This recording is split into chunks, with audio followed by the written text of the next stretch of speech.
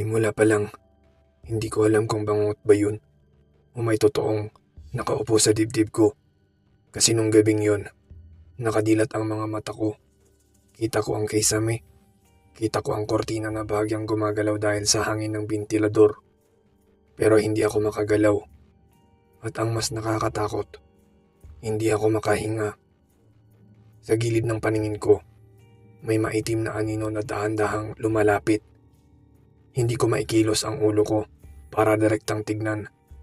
Pero ramdam ko, may humihinga sa mismong tabi ng tenga ko. Mainit, mabigat, mabagal. Tapos may bumulong. Gising ka, pero wag kang sisigaw.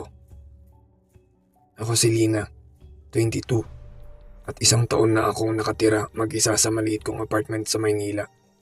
Tahimik, mura, at malapit sa pinapasukan ko. Pero ang hindi ko sinasabi sa pamilya ko ay may kakaibang nangyayari tuwing madaling araw. Nagsimula ito nung unang linggo ko sa apartment. 3:00 ng umaga. Nagising akong nakatihaya. Madilim pa ang paligid. Akala ko simpleng pagkapuyat ko lang. Pero pag-angat ko ng ulo, hindi gumagalaw ang katawan ko. Parang may humahawak sa magkabilang balikat ko. Pinipigilan akong umupo. Gusto kong sumigaw, pero walang lumalabas na boses. Para akong sinasakal ng dahan-dahan. Unti-unti, lumalamig ang hangin sa kwarto. At kahit nakapikit ako, parang may papalapit na yapak mula sa paanan ng kama.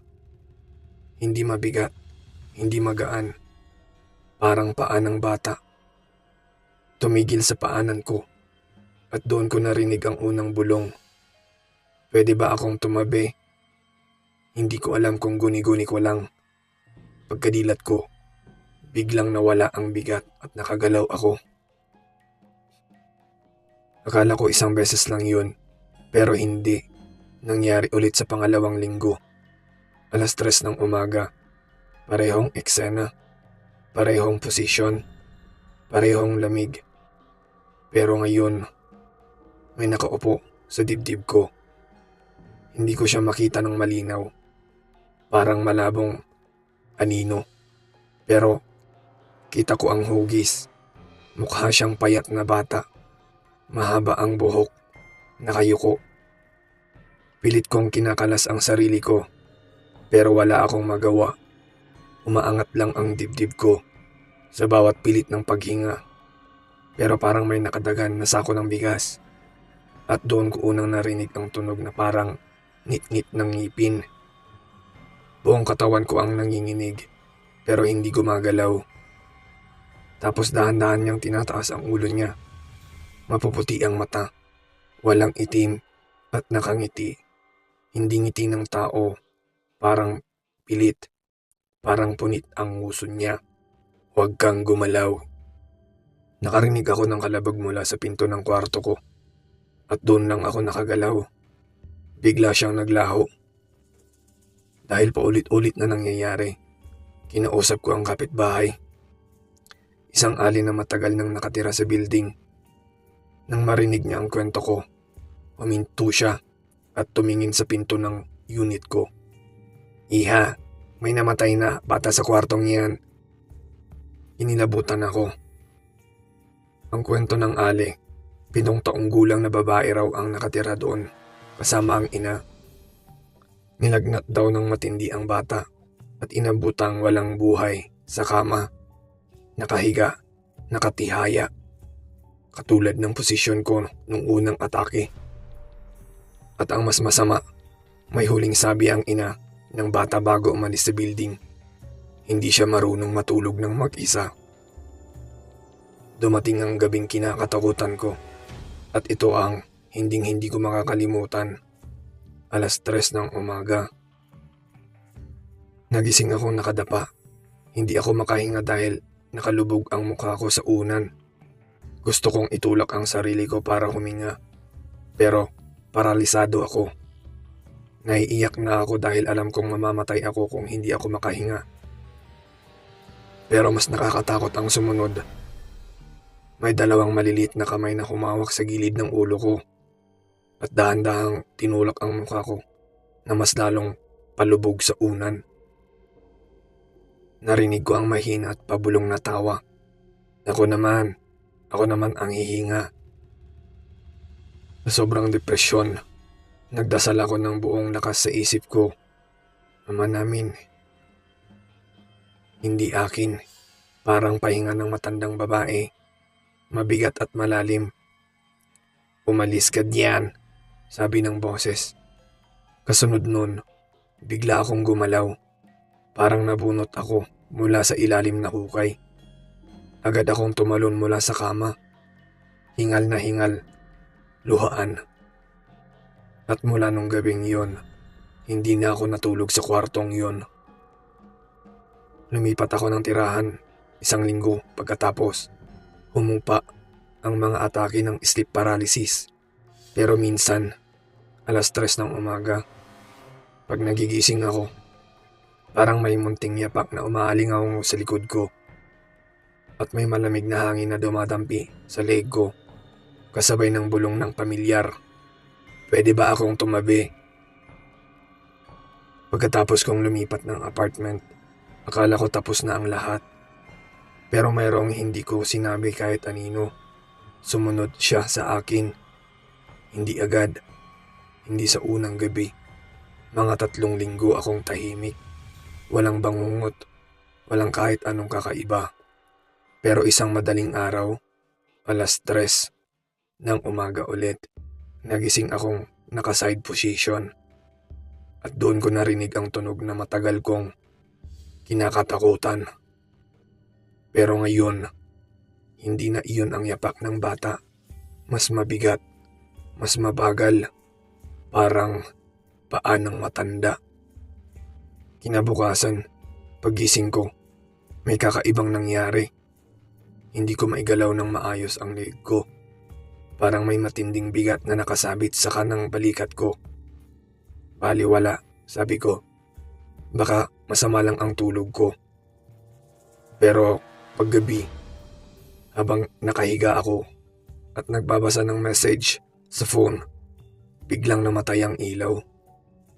Naiwan lang ang mahina at kumikislap na ilaw galing sa koridor sa labas.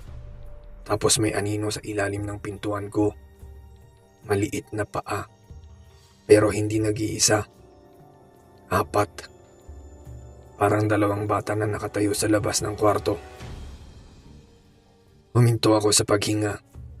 Hindi ako kumikilos. Hindi ako humihinga. Wala akong lakas. Tapos dahan-dahang umikot ang doorknob. Hindi pwede. Hindi pwede. Bulong ko. Pero biglang tumigil ang doorknob. Naghintay ako ng ilang segundo. Pero nawala rin ang anino. Nakatulog akong may kaba. Nang sumusunod na gabi, nagkaroon ako ng panaginip. Pero hindi ito normal. Nasa lumang kwarto daw ako ng dating apartment. Parehong kama, parehong kortina, parehong kisame. At nasa gitna ng kama, nakaupo ang batang nakita ko noon. Pero hindi siya gumagalaw. Nakanganga, walang tunog, hindi kumukurap. Bigla siyang tumingin sa akin. Hindi ako umalis. Tapos sa likod niya, may lumitaw na isa pa, mas maliit. Kakaunti ang buhok, nakapikit. At sabay silang nagsalita, pero hindi gamit ang bibig. Parang nasa loob ng utak ko. Hindi ka namin mahanap. Bakit ka lumipat? Doon ako napahiyaw sa panaginip. At nagising akong pawis na pawis. Akala ko ligtas ako dahil hindi iyon sleep paralysis. Pero pagdilat ko, nasa kisame ang anino ng 2 bata. Nakabaliktad, parang nakadikit ang kamay sa mga tuhod. Sa kisame, nakayuko, pababa sa akin. Dahan-dahang lumapit, pababa, paunti-unti. Nakatulala ako sa kisame, hindi makagalaw. At bago sila sumubsob sa mukha ko, nagliyab ang ilaw. Nagising ako ng tuluyan at nawala na sila. Dahil hindi ko na kaya, nagpatawag ako ng kaibigan, si Ana. Kwento ko lahat mula sa simula. May kilala daw siyang taga Laguna, isang matandang albularyo na pwedeng kausapin. Sa telepono, sinabi ng matanda, "Anak, hindi iyon multo, hindi rin yon demonyo."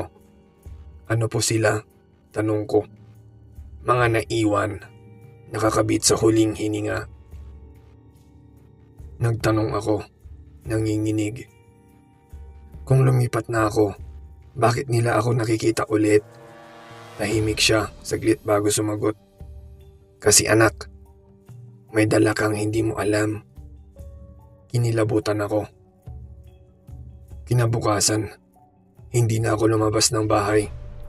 Maaga akong natulog. Gusto kong tapusin ang bangungot. 3:00 ng umaga. Nagising ako. Hindi ako makagalaw. Nasa tamang oras ulit. Ngayon, hindi bata ang nasa dibdib ko. Mas mabigat. Mas malamig. Isang babae. Mahaba ang buhok. Nakatuwad sa ibabaw ko. Nakadikit ang mukha niya sa mukha ko. Hindi ko siya makita ng malinaw dahil nakahulog ang buhok niya. Pero naramdaman ko ang hininga niya na parang bulok na hangin. Tapos narinig ko boses ng bata sa tabi ng tenga ko. "Mama, nandito na siya." At saka ko naunawaan, hindi pala ako sinusundan ng bata. Sinusundan nila ang nanay nila. At walang nakakapigil sa kanya. Bumulong ang babaeng nakadagan sa akin. Boses na parang humihikahos sa paligid. "Huwag mo silang iwan." Nanlamig ang buo kong katawan. Hindi ako makahinga. Hindi ako makasigaw. Hindi ako makagalaw. Parang may pwersang dahan-dahan akong hinihila papasok sa sahig ng kwarto.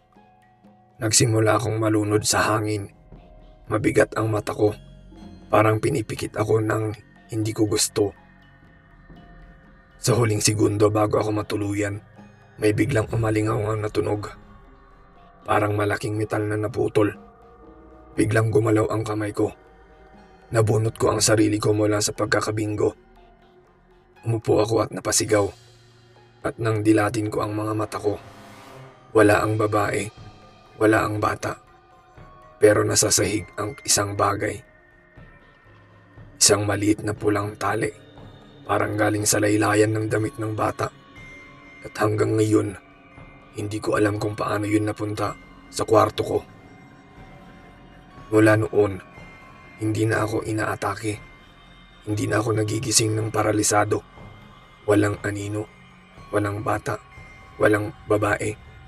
Pero minsan, pag umuwi ako at papasok na sa pinto, naririnig ko sa likod ko ang boses ng bata.